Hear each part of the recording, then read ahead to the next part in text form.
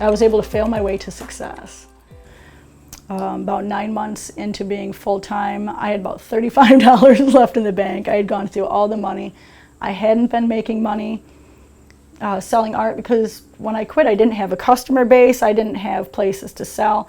I didn't know I had to be a salesman. I didn't know I had to do marketing. I didn't know about running a business. When I was scrapping metal, I would scrap metal, I would take the money, and I'd pay the bills. I didn't have to build a business. We had cards that we hung out and we just handed out to people, and it was word of mouth, but mostly we just drove around looking for metal. This is a whole nother world, and I had no idea what went into really running a true business. Over the course of 2 years, I just hit 28,000 supporters on Instagram. It's mind-boggling. I'm from Erin, New York. It's a town of less than 2,000 people. We have a tavern and we have a couple of stop signs. There's not really. Oh, we did get a post office a few years ago, but no one uses it. Like send the pigeon out for.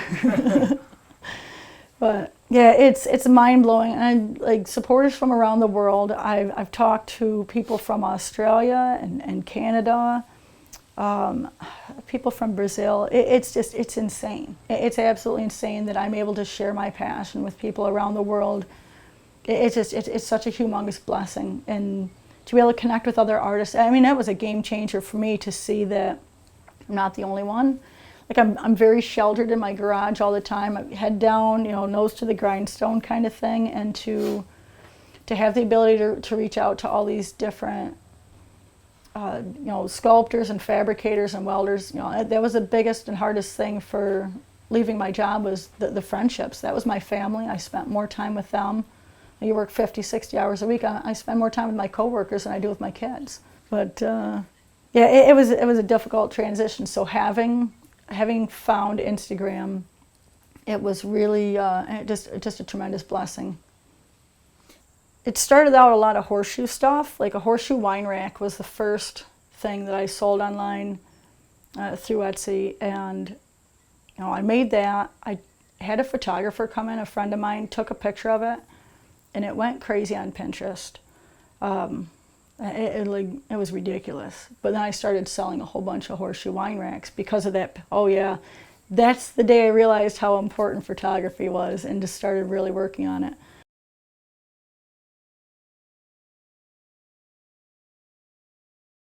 As you're creating, like everything goes away, and just you're doing stuff, and you take this step back and you see it, and it's just like, oh my gosh, this is amazing, I love this. And I watched that person have that moment that I normally have very privately, and it just reminded me of why I'm doing this, of why I started, of why I've struggled, of why all the hard work and 7 days a week and 18-hour days, and like why that was important to me and why I needed to do that. It is a very long, very hard road. I would say if someone was to do it, one, you have to want it as much as you want to breathe. And I think if you don't, I don't think you'll make it.